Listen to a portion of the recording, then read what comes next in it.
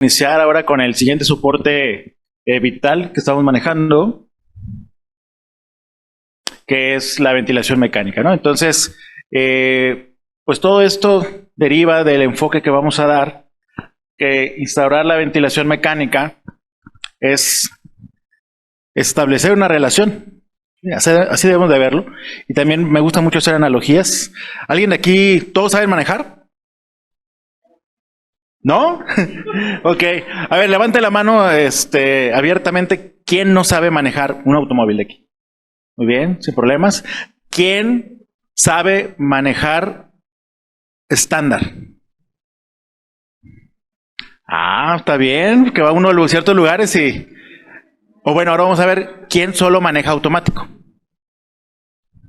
Ah, ok, menos, ok, muy bien.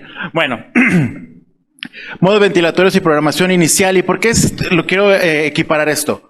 ¿Por qué? Porque la ventilación mecánica tiene un propósito. El soporte vital en la ventilación mecánica es llegar a un fin, ¿sí? Eso tenemos que tenerlo bien en cuenta. No es lo intubo y veo que veo, ¿no? Así que pex, no. Es lo intubo con un propósito, ¿sí? El propósito es llevar el recorrido del paciente, apoyarlo en lo que necesita la ventilación mecánica, y para eso sabemos que si no lo hacemos bien, no sabemos manejar, no vamos a poder mover el vehículo. Más allá aún de eso, podemos generar un accidente, ¿sí? Aquí el problema es que no vamos a lastimar nosotros, vamos a lastimar al paciente. Podemos generar un accidente si no sabemos manejar correctamente la ventilación mecánica. Soporte vital, se nos viene a la mente cuando pensamos en ventilación: oxigenación, ventilación, disminuir el trabajo respiratorio, facilitar el intercambio de gases. Quiero que quede esto bien claro: el establecimiento de dos cerebros, ¿sí? El cerebro biológico, que es el cerebro del paciente, pero con un cerebro mecánico, que es el ventilador, ¿sí? Tienen que interactuar, pero no van a interactuar por ellos solos, tiene que haber un tercer cerebro, que se supone que es el mediador, que es el programador, que son todos ustedes, somos nosotros. Y por lo tanto yo debo de conocer las necesidades de él para que se lleve bien con él, que él satisfaga las necesidades del paciente. Si entendemos eso, entonces va a ser mucho más fácil lo que vamos a establecer.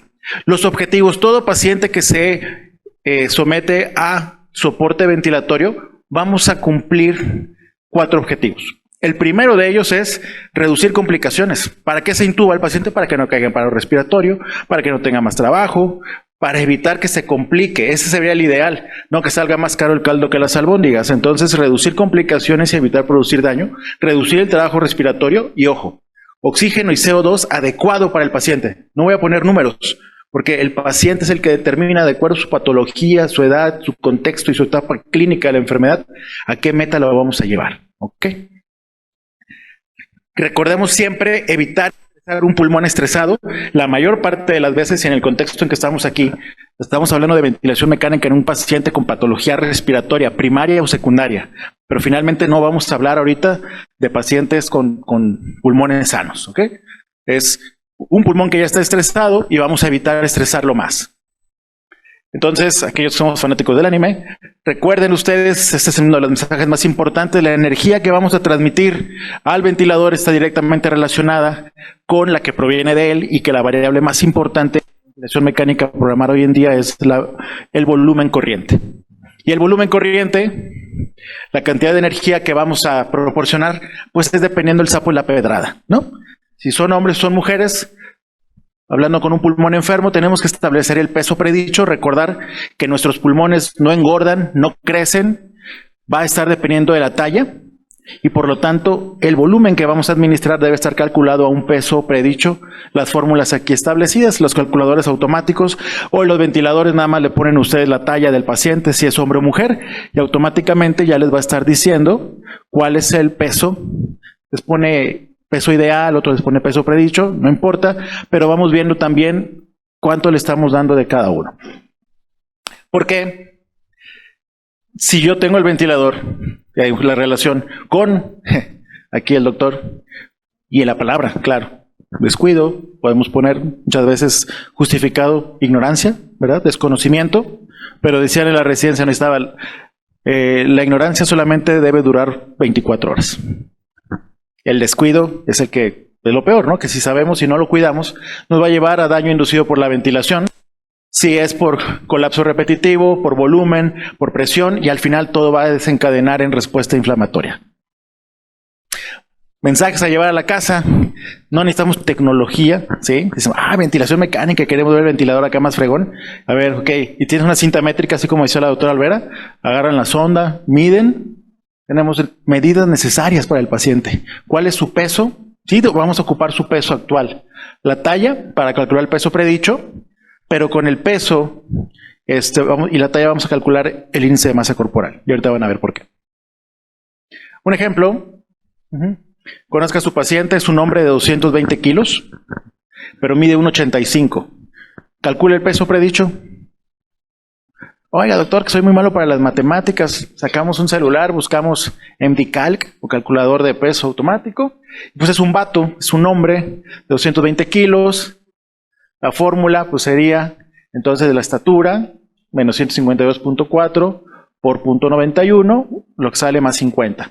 Vean ustedes la diferencia estratosférica, 79.6, vamos a redondear el 80. 80 kilos de su peso predicho, pero su realidad es que pesa 220 kilos.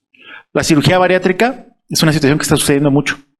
Y el problema es que luego nada más los operan tantito y ¡fum!, se van a casa o los quieren mandar a piso. Y los pacientes tienen muchas complicaciones por la ventilación que sufren durante el transoperatorio. Entonces, ¿cuál sería el rango de volumen que tendríamos que proporcionar a este paciente en un rango de 6 a 8 mililitros por kilo de peso predicho?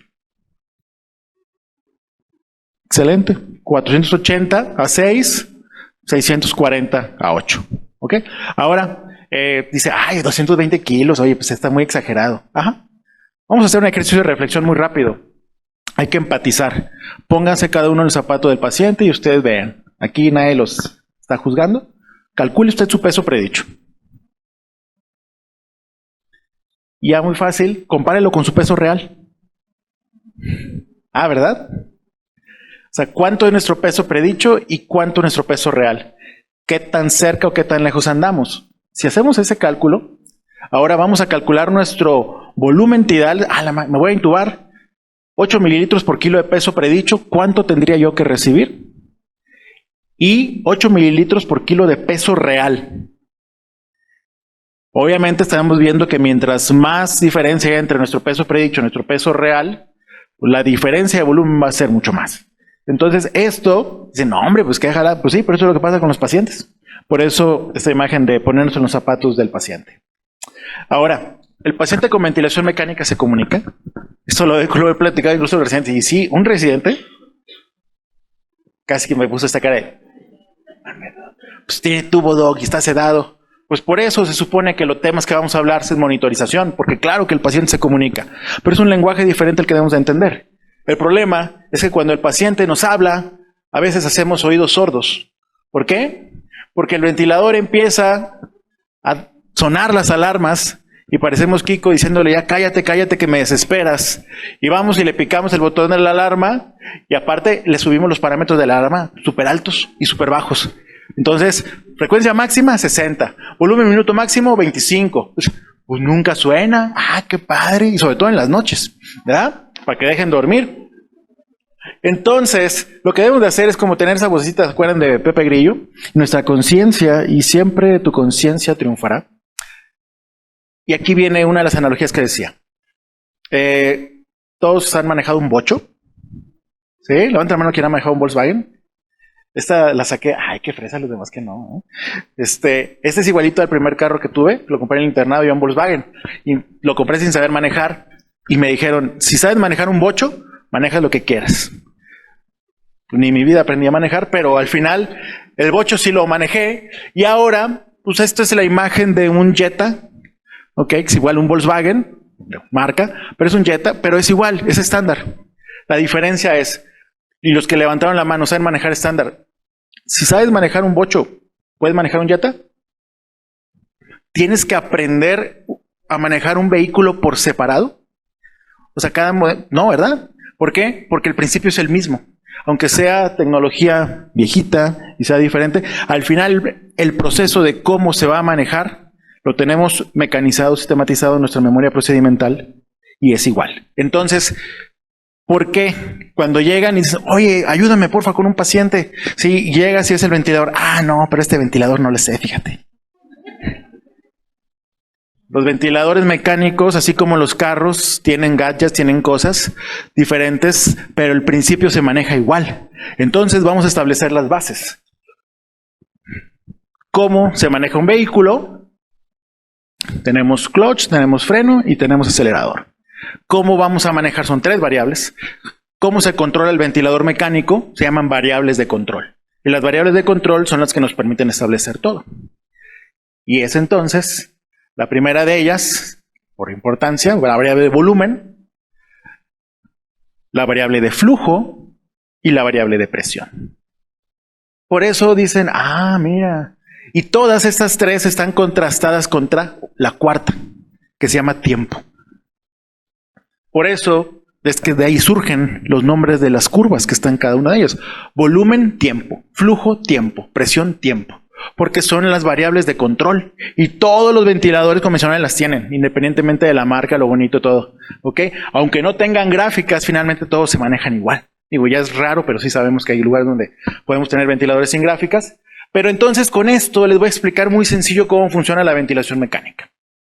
Es la misma gata, pero revolcada, dependiendo de dónde empieza, es donde terminamos. Vamos a empezar la ventilación más común. ¿Qué es lo que va a hacer el ventilador? El ventilador va a administrar una mezcla, un volumen de aire mezclado, es decir, aire con oxígeno, a una velocidad que es un flujo, y esto al entrar a la vía respiratoria y a los pulmones del paciente va a generar una presión resultante. Eso es lo que hace el modo por volumen. Ahora vámonos de atrás hacia adelante. El ventilador va a generar una presión en el sistema, se va a presurizar y esto va a generar el desplazamiento a una velocidad de un volumen de aire mezclado resultante. ¿Complicado? ¿No? Todo es presión, flujo y volumen. Si empiezo en volumen, termino en presión. Si empiezo en presión, termino en volumen. Pero todos los ventiladores funcionan así. Ahora, háganle caso a esta Merlina. Todos metemos aire. Acabamos de comer, así que cuidado. No lo saquen por... Lo aguantamos tantito. Nada más metemos, aguantamos tantito. Sacamos por la boca, por arriba. Está medio grande el lugar, pero no queremos problemas. El ventilador mecánico, si ya sabemos cómo se controla compresión, flujo y volumen, ahora tenemos que saber que el ventilador lo que va a simular es la naturaleza misma. Todos hacemos las 3 fases de la respiración. Lo primero es el inicio, tiene un disparo. Ahorita yo a ustedes les dije, respiren por favor, fueron muy obedientes y respiraron. Pero si aún así yo no les dijera, tenemos un control involuntario de la respiración. Y se va a estar disparando la respiración, va a estar iniciando. Algo tiene que iniciar, el ventilador tiene su primera variable, que se llama disparo. Lo siguiente es, aunque quisieran ustedes meter más aire, ya no pueden, hay un límite. ¿Sí? Ese es el límite hasta dónde va a interrumpirse el proceso de inspiración, variable de límite. Y después todo lo que entra, tiene que salir. Fisiología pura. Y entonces ese cambio de la inspiración a la expiración se le llama ciclado. Punto. Eso es todo lo que cualquier ventilador hace. Va a iniciar la ventilación hasta un cierto límite para después sacar lo que entró, ciclado. Y esto, si las otras 3 son las variables de control, estas se le llaman variables de fase. Si yo comprendo esto, comprendo cualquier ventilador mecánico. Ahora, vamos a la aplicación. Aquí voy a poner una reflexión media mamila, pero ya saben esas cosas que ponen, sobre todo cuando andan un medio depre. Si no das el primer paso, tal vez nadie lo haga. La ventaja es que en la ventilación mecánica no nos preocupamos por eso, porque si el paciente no respira, el ventilador lo va a hacer. Por eso está conectado, por eso lo hacemos, ¿no? Para que no caiga en apnea. En la diferencia tengo que entender entonces quién va a dar el primer paso. Aquí, el ventilador es quien está llevando al paciente. Y aquí el paciente está iniciando la respiración. Va a quedar esto mucho más claro. Y entendamos esto. Esto es, como ya dije, y vamos a verlo en parejas. ¿Ok? Es una comunicación. Y para que nos quede bien claro, van a haber parejitas que se van a llevar muy bien y que son inseparables. Entonces, Ya dije que tenemos que tener en la mente que el ventilador va a poner un límite. Hay una de las variables que me va a decir hasta aquí. Todos tenemos un límite y como todo en la vida hay que darle vuelta a la hoja. Es el ciclado, ¿ok? Cambio de inspiración a expiración. Y entonces de las parejitas que le mencionaba, si vamos a hablar de un paciente que está en modo control volumen, la pareja inseparable va a ser el flujo y el... En un modo controlado por volumen, ¿quién va a limitar la fase de inspiración? El flujo. ¿Y quién va a decir, ¿sabes qué? Ya vamos a pasar a la expiración. El volumen. ¿Cuándo? Cuando el volumen se alcanzó por completo lo que le programé. Hay que salir, salvo que le programe una pausa inspiratoria. Pero lo convencional, y es esto. Flujo, volumen, apréndenselo bien. Mientras que en el otro caso, volumen, control, presión, la variable de límite va a ser la presión. Cuando se alcance la presión que yo le programé, hasta ahí. ¿Y cuánto va a durar la fase inspiratoria? Pues está muy fácil. Yo le voy a poner un tiempo. Entonces el tiempo que yo quiera que inspire, ese va a determinar el ciclado. Entonces, si la parejita para volumen son flujo y volumen, para presión son presión y tiempo. ¿Ok? Y no nos complicamos, porque todas las demás variables son comunes para ambas. Lo particular del modo controlado por volumen es volumen y flujo, y para la presión, presión y tiempo. Entonces, pero yo no sé, digo, vamos a tener una clase de gráficas, pero eso es algo muy fácil y es un modelo que, pues se me ocurrió un día ahí que estaba medio borracho, y no es cierto, estaba así dubitativo, y dije, bueno, vamos a hacer esto, geometría de la ventilación mecánica. ¿Se acuerdan de pistas de Blue? Busca un triángulo y busca un cuadro. En la curva de presión-tiempo, ya dijimos que las tres curvas son por las variables de control, ¿no? Flujo-tiempo, presión-tiempo y volumen-tiempo. Ahora entonces, váyanse a la curva de presión-tiempo. Presión sobre tiempo. Y vamos a buscar un triángulo y un cuadrado. El triángulo lo vamos a buscar por debajo de la línea de base. ¿Ok? ¿Hay un triángulo? Sí. Cuando hay triángulo hacia abajo, lo que significa es que la ventilación la está despertando el paciente. Si no hay triángulo, significa que la ventilación es por parte del ventilador. Punto. Ahora, ¿esto es un cuadro? No, ¿verdad? Acuérdense, en la misma gráfica, yo sé que dicen, oiga, doctor, pero hay un cuadro. No, a ver, aquí, presión, tiempo. ¿Aquí hay cuadro? No. Ahora van en la siguiente. Vamos a hacer el mismo ejemplo. Busquen un triángulo y un cuadro en la curva de presión sobre tiempo. Presión, tiempo. ¿Ven triángulo? Entonces, ¿quién inicia la ventilación? El ventilador. Si hay triángulo, inicia el paciente, porque el paciente, ese triangulito hacia abajo es el paciente está dando el jalón de aire, ¿ok? Si no hay jalón de aire, no se hace presión hacia abajo y el ventilador inicia desde cero, o el PIP que le ponga. Ahora sí, ¿esto tiene una forma cuadrada? Sí. Si ustedes ven un cuadro en la curva de presión-tiempo, ya lo encontramos, significa que el modo en el que estamos trabajando es presión. ¿Por qué? Porque donde vemos el cuadro es porque hay un límite, porque ya no pasa de aquí y de ahí se mantiene. Entonces, muy fácil. Yo dije que la variable para el límite en presión era presión. ¿Se acuerdan? Y les dije que el límite en la curva, en el controlado por volumen, era el flujo. Por eso, donde está el límite va a estar lo cuadrado. Pero es muy fácil. Si ustedes se van a la curva de presión sobre tiempo y lo ven como una aleta de tiburón, dicen, ah, esto es volumen. Si yo veo un cuadro, digo, esto es presión. Triángulo y cuadro.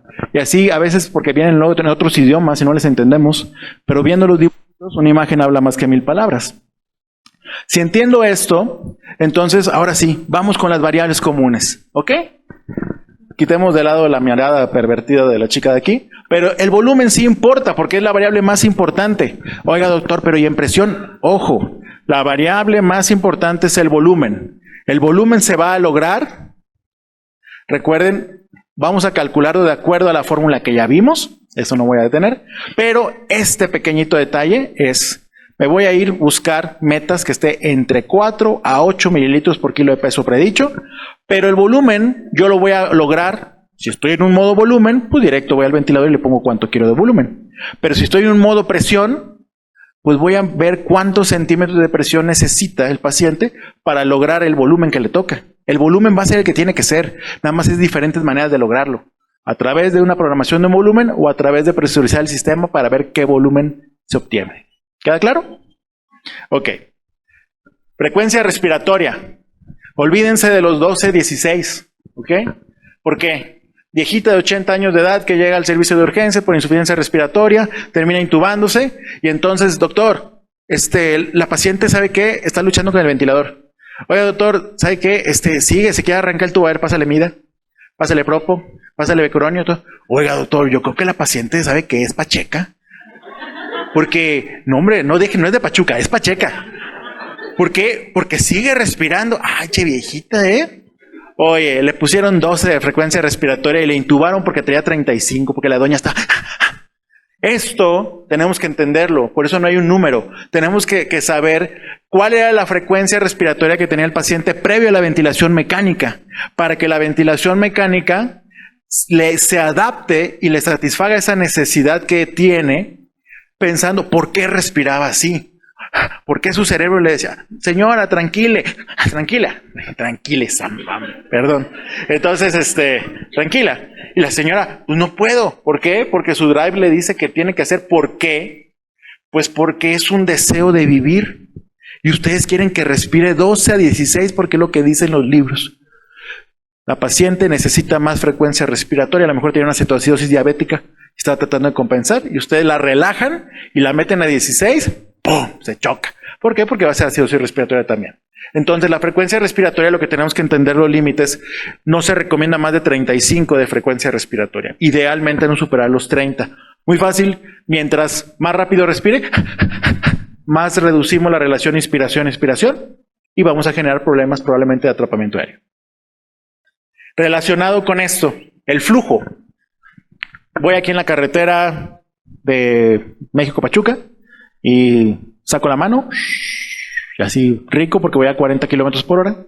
Pero de repente, ayer que veníamos con la doctora Olvera, se nos apareció un personaje que nos dio mucho miedo ahí por Ecatepec y le pisa la pata, ¡fum!, y vamos a 100 kilómetros por hora y la mano se va hacia atrás. A mayor velocidad hay más resistencia. Es un principio físico. Por lo tanto, el flujo es la velocidad a la que va a entrar el volumen que yo le estoy programando. ¿Sí? La misma cantidad de volumen puede entrar en un tiempo diferente. Pues si le pongo más velocidad con el mismo volumen que va a entrar, pues va a entrar más rápido. Si le pongo velocidad más lenta, pues va a tardar más en entrar. Entonces, una programación inicial estándar son 40 litros por minuto y lo que voy a vigilar son dos cosas. Que la relación inspiración-expiración esté entre 1,2, 1,3, que es la respiración fisiológica. Evitar que ese flujo me dé atrapamiento aéreo. ¿Ok? Si veo que está atrapando aire, lo vamos a ir viendo en el análisis de gráficas, pues entonces quiere decir que tengo que subir el flujo para que entre más rápido el aire y tenga más tiempo a la expiración. Ir prolongando la relación inspiración-expiración. Pero tener cuidado porque si lo voy subiendo, el resultante también es que se va a subir la presión pico. ¿Ok?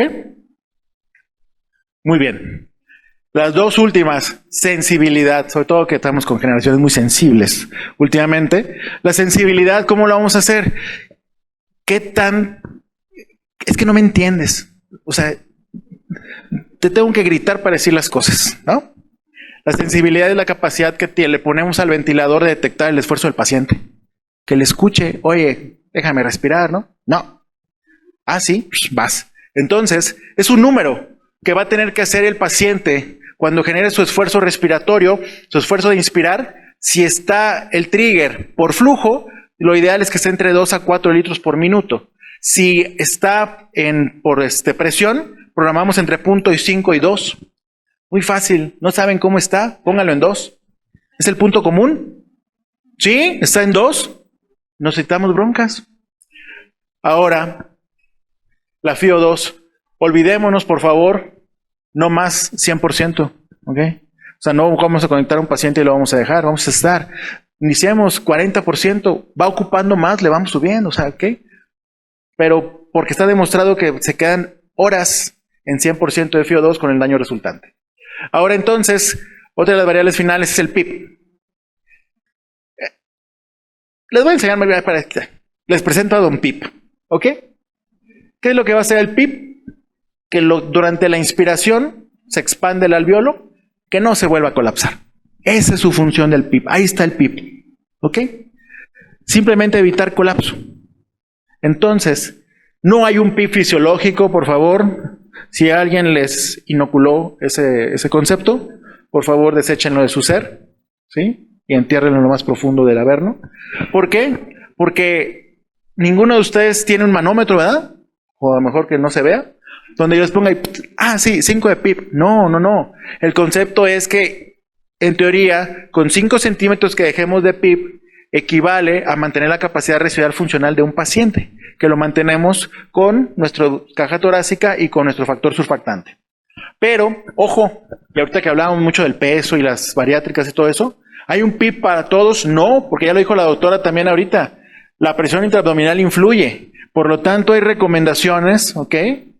Recomendaciones, no es ley, pero sí tenemos que considerarlo, que, y esto es mucho para programación en emergencias, dependiendo del índice de masa corporal y el impacto que tiene la presión intraabdominal sobre la capacidad pulmonar total, un PIP de 3 a 5, 3 ya no se usa, iniciamos con 5, muy fácil, lo más bajo que van a poner de PIP es 5, es para un paciente con peso normal y sobrepeso. Si tenemos una obesidad entre 30 y 39, pues 7 a 8 centímetros de PIP inicial suelen ser muy recomendables para evitar las atelectasias pasivas. Y cuando el paciente es mórbido, más de 40, 10 centímetros, ¿ok? No le tengan miedo. Ay, no le quiero subir al PIP porque le va a pasar algo, lo tienes en 5, pero tiene la FIO2 en 100. Mija, o sea, lo quiero de 1,80 que sea así y no se cuidan. Entonces, ¿ok? Entonces, empatiza, muy rápido. Siempre tengan en su mente esto. ¿Cuáles son los rangos de volumen corriente por peso predicho para el paciente? Tengo que saber cuánto es lo mínimo y cuánto es lo máximo. Siempre que tengan un paciente en ventilación, pongan ahí en las indicaciones, volumen máximo tanto. Ya por lo menos vas a saber que, está pasado de lanza. Luego, iniciamos a 6, porque es más fácil. Les doy, pum, le toca la de en medio. ¡Pah! Ahí está, no hay pierde. ¿Qué frecuencia respiratoria tenía su paciente? Y con eso voy a programar la frecuencia inicial, no más de 35 respiraciones por minuto. El PIP, ya les dije, dependiendo ahora sí qué tan gordito esté mi paciente, es lo que voy a dejar. Y la sensibilidad, no nos metemos en broncas, iniciamos en 2, porque dijimos que es el punto medio. Y yo con esto tengo una programación inicial que va a cubrir, y es individualizada, acuérdense, no es receta de cocina, pero estamos viendo pasos que nos van a ayudar. Obviamente esto es inicial, ya después ajustamos. Y ya para ir ajustando y concluyendo aquí, ¿ok? Este es un automático, este es un estándar, sí hay diferencias, ¿ok? Por eso el que maneja automático no siempre maneja estándar, pero el que maneja estándar sí maneja automático. Entonces, esto es repetir, variable independiente, variable dependiente. Empiezo por volumen, termino con presión. Si yo programo un volumen, voy a ver qué presiones se generan. Si yo empiezo con presiones, voy a ver qué volúmenes se generan. ¿Sí? ¿Entiendo eso? ¿Qué queda en medio? El flujo. Entonces, vamos a empezar con volumen. ¿Qué vamos a programar en volumen? Y aquí les estoy poniendo cuánto de cada cuánto. ¿Ok? Volumen corriente, no cambia, 4 a 8 mililitros por kilo de peso. Flujo, dijimos, vamos a iniciar con 40. Ojo, cuando tenemos volumen, esta es que es la parejita, flujo, pausa inspiratoria, no hay necesidad de programarles pausas a los pacientes así de manera constante, pero la frecuencia respiratoria y el flujo van a determinar juntos la relación inspiración-expiración. ¿Sale? Incluso los ventiladores muy inteligentes ahora te dicen límite de flujo, porque si no me acorta la relación inspiración-expiración que quieres. Pero bueno, esto es muy importante. El PIP, ya dijimos cómo lo vamos a programar, el FIO2 y el trigger. Entonces, y la frecuencia también. Por eso es el detallito de que flujo y volumen es lo más importante. Y el mensaje que les doy es, vigila que la entrega de volumen no provoque presiones deleterias. Tema de la siguiente charla, bueno, la doctora, y esta pareja tienen que verlo así. Entiéndalo como lo quieran entender. Ella debe proporcionar el flujo y él el volumen. Esta pareja es inseparable. ¿Ok? Ojo. Claro, aquí presento ya diferentes marcas de ventiladores, pero lo que tenemos que ver es, hay cambios en la misma gráfica, pero aquí está picuda y aquí se ve diferente. ¿Por qué? Porque aquí tiene pausa y aquí no tiene pausa. ¿Ok? Aquí se ve cómo se hace una pausa y aquí no. Entonces, vean ustedes, es un modo asisto control por volumen, donde recordemos que lo que sucede aquí en este caso, y ve, aquí el ventilador te dice C. ¿C de qué? De controlada. Si te aparece una A, es de asistida, y si te aparece una E, es de espontánea. Entonces, aquí dice que es iniciada por el ventilador, está limitada por flujo, porque es flujo control volumen, la cuadradita es el flujo, y está ciclada por volumen. Cuando se llena el volumen completo, ¡pum!, se vacía. Pero también hay ventiladores que te ponen tiempo inspiratorio. Son unas variaciones, unas mutaciones. Pero lo clásico es esto. ¿Ok? Ahora, ejercicio muy rápido. Usted programa 8 mililitros por kilo de peso predicho en un paciente con flujo de 40 y con ello alcanza presión máxima de 45 centímetros de agua y tiene una driving pressure de 18, una presión diferencial. ¿Cuál sería su estrategia para disminuir la lesión inducida por la ventilación mecánica? Bajar el volumen, dicen por acá. ¿Alguien tiene otra opinión? ¿O estamos todos unísonos? ¿Qué dice Pachuca? ¿Le bajamos el volumen a los pastes? Entonces, disminuir volumen corriente a 6 mililitros por kilo de peso. ¿Ok? ¿Por qué? Porque la expresión resultante es resultante del volumen, ¿no dijimos? Si las presiones están arriba en control volumen, tengo que ver pues cómo está el volumen. Ahora, vámonos al otro lado de la moneda. Presión. Trigger, FIO2, PIP, frecuencia, ya dijimos cómo programarlo. ¿Cuál es la diferencia? Tiempo inspiratorio. Tiempo inspiratorio no se recomienda que se programe menos de 0.5 segundos. Si yo programo menos de 0.5 segundos, voy a generar que el ventilador tenga que dar presiones altas y va a haber una insuficiencia para entregar el volumen, porque aquí la variable que yo voy a limitar es presión. Entonces, si el ventilador le doy muy poquito tiempo, no alcanza a entrar volumen. No menos de 0.5 segundos y obviamente entre el tiempo y la frecuencia para mantener la relación inspiración-expiración que quiero para el paciente. Presión inspiratoria. La presión inspiratoria que yo voy a programar, ojo, aquí tenemos una ventaja porque yo voy a poder decir cuánto no quiero que supere, de diferencia del PIP que le estoy poniendo con respecto a el tope de presión. De PIP a tope de presión. Lo máximo recomendable son 15, máximo 16 de presión inspiratoria. Yo estoy limitando eso que dicen la driving pressure, yo mismo la estoy imponiendo aquí. ¿Ok?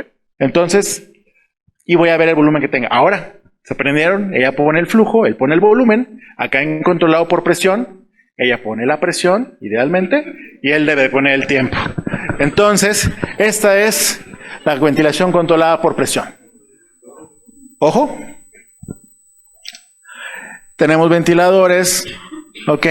Vean ustedes aquí la diferencia en la programación. Aquí la diferencia es que en este modo está controlado por presión, pero lo que tiene es relación IE como fijo y acá por tiempo inspiratorio. Pero al final, pues ambos van a determinar. Ojo, esta es curva de volumen, flujo, aquí presión y flujo. Y entonces, ya como les di unos tips hace ratito, ustedes díganme, ¿quién inicia la ventilación aquí?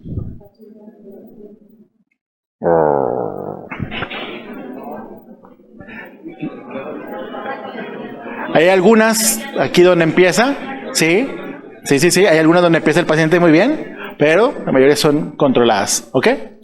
Aparte hay otro código, los códigos de colores. Todos los ventiladores, las ventilaciones del paciente son de color diferente de las del ventilador. Se las paso el tip. Entonces, control presión, iniciada por el ventilador, limitada por presión, ciclada por tiempo. Ejercicio. ¿Cuál sería la meta de volumen corriente a 6 mililitros por kilo de peso predicho en un paciente masculino de 135 kilos y 1,78 de estatura? Pues les voy a ayudar. Sacamos el peso predicho. Son 73.4. A 6 son 440. Ya. Pero fíjate que le puse 13. Porque mientras más distensible sea el pulmón, pues el volumen es mejor, ¿no? Entonces con 13 alcanza volumen de 700 mililitros. ¿Cuál sería su estrategia para proteger ese pulmón? ¿Qué hacemos? ¿Qué? ¿Bajar la presión? Porque si yo controlo presión, el resultado es el volumen. Si el volumen está pasado de lanza, pues disminuyo la presión control para que el volumen entre en parámetros de protección pulmonar. ¿Complicado? No, ¿verdad? Nada más tengo que saber qué estoy haciendo y qué voy a ver como resultante. A ver. Entonces, recuerden, todo está a un límite. Ciclado, esas parejitas. Para volumen, siempre el flujo y el volumen. Y para presión, la presión y el tiempo. Todo lo demás es individualizado de acuerdo al paciente, pero es común para cualquier modo. Y sí, acuérdense que por eso la analogía con manejar, porque los accidentes pasan, y si no, pregúntenle a Choque Pérez, que te va a decir, sí, háganle caso al vato. ¿Ok? Entonces, para terminar, pues hagan una reflexión y ustedes, ¿en qué nivel se encuentran? El objetivo es que todos lleguemos al ultra instinto. Entonces, muchas gracias. Seguimos.